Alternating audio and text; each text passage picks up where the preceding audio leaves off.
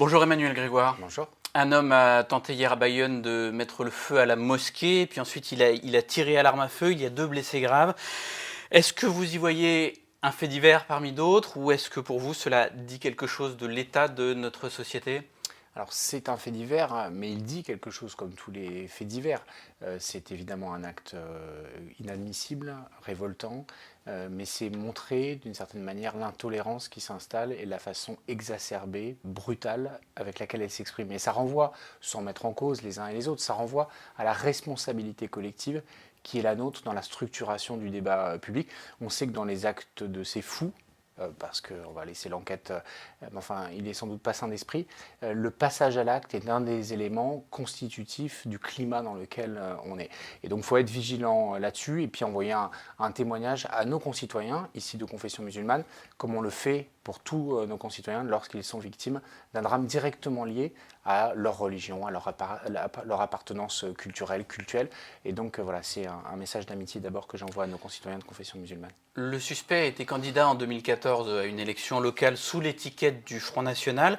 Le parti a expliqué hier qu'il avait déjà pris ses distances avec lui. Marine Le Pen a immédiatement condamné son acte. Est-ce que vous accordez au RN le bénéfice de la sincérité ? Non, enfin, j'accuse pas tout le Rassemblement national d'être des terroristes en puissance, mais enfin, on sait qu'au Rassemblement national, il y a des gens qui sont ouvertement racistes. Et derrière le vernis de respectabilité qu'ils veulent présenter, en réalité, le terreau historique de ce mouvement politique est structuré sur le racisme, sur l'essentialisme, sur le rejet de l'autre. Et donc, d'une certaine manière, ce sont leurs militants les plus radicaux, mais on sait qu'il existe au sein du Rassemblement national, et tous ne le sont pas, et tous les électeurs ne le sont pas, c'est une évidence, mais il y a une forme de radicalité au Rassemblement national qu'ils essayent de cacher, mais qui remonte souvent à la surface.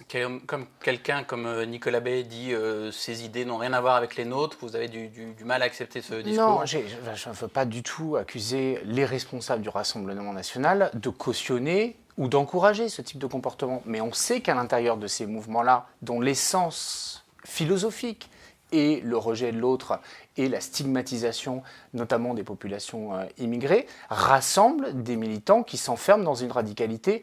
Et encore une fois, dans la quête de respectabilité du Rassemblement national, ils n'ont pas rompu. Ils n'ont pas rompu, ce serait faux de le dire, faux de le laisser croire. Ils n'ont pas rompu avec les éléments les plus extrêmes qui constituent leur cœur historique. À Paris, est-ce que vous avez des inquiétudes sur la sécurité des lieux de culte en général ou des mosquées en particulier ? Écoutez, oui, depuis 2015, nous avons et de la vigilance et des inquiétudes, parce que chacun a en tête évidemment les événements dramatiques de 2015, mais on a régulièrement, à Paris et ailleurs sur le territoire national, une forme de résurgence, de radicalité, évidemment l'islam radical, mais aussi on le voit d'autres formes de radicalité, et donc ça nécessite de la part de la police nationale, de la part des services compétents, une extrême vigilance, une surveillance particulière qui n'est pas anodine d'ailleurs dans un certain nombre de débats qu'on a sur les politiques publiques locales. La lutte contre le terrorisme, la lutte contre les illuminés qui se pensent investis d'une mission, comme on l'a observé encore à Bayonne, eh bien c'est devenu une mission prioritaire malheureusement de la police en ce moment. On espère que dans les années à venir, on retrouvera un climat plus apaisé. Pour l'instant, force est de constater que la tension est là et donc la surveillance doit rester, la vigilance doit rester de chaque instant. Sur ce point précis de la lutte contre le terrorisme, il y a un travail qui se fait en bonne intelligence entre la municipalité et les services de l'État ? Écoutez, oui, enfin, d'abord, nous, on n'est pas très concernés, la ville de Paris, mais enfin, on observe que le ministère de l'Intérieur, les services de renseignement, la préfecture de police, la police nationale et la gendarmerie nationale sont pleinement mobilisés à ces missions et nous les soutenons évidemment totalement là-dedans. L'expérience qu'on en a rétrospectivement, c'est que ça fonctionne plutôt bien puisqu'il y a eu des démantèlements par anticipation d'un certain nombre de petits groupes d'activistes qui auraient pu passer à l'acte. Mais ce qu'on observe aussi, c'est que ces missions-là, elles sont au détriment de d'autres historiquement. Et donc, il faut repenser le continuum de sécurité, comme le disent les spécialistes, pour essayer de revoir la répartition des missions. Parce qu'aujourd'hui, les missions de police de proximité, du coup, sont un peu les missions sacrifiées de la politique de sécurité publique dans notre pays. Alors justement, puisqu'on parle de sécurité, le Figaro évoque ce matin l'augmentation du nombre de vols et de violences dans la capitale. Est-ce que c'est un point négatif de votre bilan ? Alors, ça ne peut pas être de notre bilan, puisqu'on n'en a pas la charge, on n'a pas la responsabilité de ce type de choses, mais c'est parfaitement en lien avec ce qu'on vient d'évoquer. D'abord, ce n'est pas spécifique à Paris, c'est en réalité dans toute la France entière, notamment dans les centres urbains, où on voit ressurgir des actes de délinquance, selon une vieille doctrine à peu près aussi vieille que l'histoire de l'humanité. Là où il y a moins de police, il y a plus de délinquants. Et donc tous les indicateurs flambent, que ce soit les agressions sur l'espace public ou que ce soit les violences, les vols, les cambriolages, etc. Ça ne relève pas de la compétence de la ville, Non. mais néanmoins, pendant longtemps, Anne Hidalgo n'a pas voulu d'une police municipale. Elle y vient, est-ce que c'est pas un petit peu tard? Alors, non, parce que ce n'est pas Anne Hidalgo seulement. La préfecture de police était historiquement totalement opposée à ce qu'à Paris, on puisse créer une police municipale. Il faut quand même avoir ça en tête, et les ministères de l'Intérieur aussi, au titre d'une vieille doctrine qui date de l'Ancien Régime, qui est que compte tenu de son statut de capitale, Paris a des besoins particuliers en matière de protection, de surveillance d'ordre public, qui justifiaient un régime d'exception par rapport aux autres communes. Et puis aussi parce qu'elle est soumise à des menaces, à des pressions très particulière. Et la préfecture de police disait, moi je ne veux pas qu'on crée la police municipale si ça vient perturber mes missions et la cohérence d'action globale sur l'ensemble du spectre de la sécurité publique. En réalité, la PP et nous-mêmes avons changé de doctrine précisément suite à 2015. Suite à 2015, les forces de police ont été réaffectées massivement sur la question de la surveillance de bâtiments, des polices spéciales, etc. Les bâtiments sensibles, les institutions de la République, les représentations diplomatiques, plus discrètement les écoles, les crèches, les lieux de culte, etc. Et c'est au détriment. Aujourd'hui, vous ne voyez plus à Paris, à part les missions Sentinelle, mais qui ne sont pas là. Est-ce qu'on n'a pas mis un peu de temps à se rendre compte de ces changements découlant effectivement du contexte terroriste notamment? Entre 2015 et aujourd'hui, on a fait plein de choses. On a notamment fait la réforme du statut de Paris en transférant des agents de la préfecture de police vers Paris. La direction de la sécurité de la ville de Paris, elle est passée de 1000 agents à presque 3500 aujourd'hui. Donc nous avons tout fait ces dernières années pour mettre en place l'hypothèse de la police municipale. Maintenant, il faut un changement législatif. Nous avons fait une demande au Sénat et de façon très incompréhensible, la majorité sénatoriale, LR, avec l'appui de LREM, n'a pas accepté le vote de l'amendement. Donc on pense que c'est un raté qui n'est pas conforme aux engagements du Premier ministre et aux engagements du ministre de l'Intérieur, et qu'à l'occasion de l'examen de cet amendement à l'Assemblée nationale, chacun prendra ses responsabilités, il est temps de créer la police municipale de Paris, parce qu'on en a besoin pour mieux articuler les missions de proximité avec celles de la police nationale, qui ne peut plus aujourd'hui remplir les missions que lui fixe la loi. Alors, la bataille des municipales, vous êtes aujourd'hui le premier adjoint de la maire sortante, Anne Hidalgo, et puis vous êtes pour 2020 le premier soutien de la non-candidate, Anne Hidalgo. Non-candidate jusque quand? On verra, c'est elle qui en décidera. Moi, je suis le premier soutien de Anne Hidalgo comme maire, et je l'espère demain comme candidate.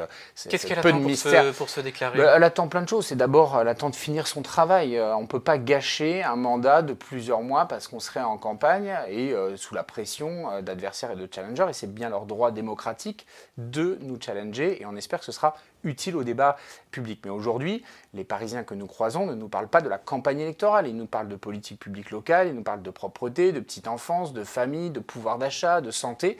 Donc c'est à ça qu'on veut répondre, et on y répond plus efficacement en étant en responsabilité municipale qu'en étant candidat. Le temps de la campagne va venir. Mais forcément, vos adversaires vont dire Anne Hidalgo utilise sa position de maire pour faire campagne d'une certaine façon. Oui, enfin, j'ai le souvenir que des candidats ont utilisé leur position de ministre pour s'installer à Paris, qu'ils utilisent leur position de député pour faire campagne puisqu'ils n'y mettent jamais les pieds à l'Assemblée. Je pense en particulier à Benjamin Griveaux.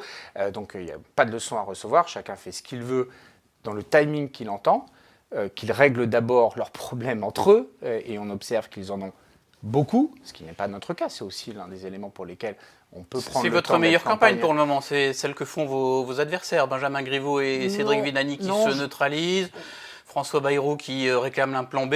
Vous n'avez plus qu'à regarder, qu'à laisser faire. Oui, enfin, pour l'instant, on les laisse. Encore une fois, on est très respectueux de nos adversaires. Enfin, on observe que, manifestement, tout n'est pas en place. Mais Anne Hidalgo n'a pas du tout le même problème. Elle est maire sortante.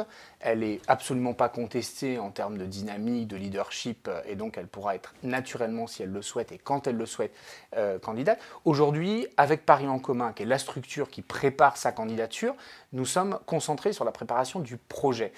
Nous travaillons travaillons avec des centaines de personnes, d'experts, de citoyens, etc. Ceux qui veulent d'ailleurs s'associer à cette dynamique peuvent rejoindre Paris en commun, et de le faire justement dans un moment un peu libéré de la pression de la campagne électorale qui va vite, qui est très sous les projecteurs médiatiques, pour explorer plein de choses, parce qu'on veut vraiment basculer la philosophie de ce que sont les politiques publiques locales, avec ce concept des communs, ce concept de comment on partage plus, parce que le partage va être la condition de la soutenabilité environnementale de nos grands espaces urbains. Et donc on va promouvoir une nouvelle philosophie de vie collective, où on se tend la main, où il y a plus de fraternité, plus de partage, moins de propriété aussi, mais ce sera un moyen de rendre tout ça et attractif, et solidaire, et soutenable du point de vue environnemental. Moins de propriété ?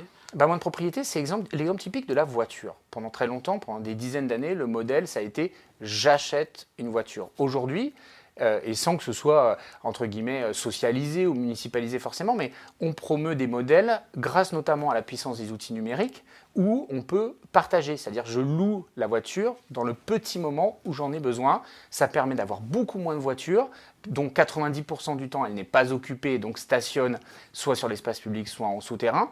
Et ça permet aussi de gagner du pouvoir d'achat, parce qu'on comprendra que louer la voiture à la durée d'usage utile, c'est beaucoup moins cher que d'avoir une voiture que 90% du temps, on n'utilise pas. Et le fiasco d'Autolib a peut-être détourné pas mal de consommateurs ou de clients de ce type de modèle. Non.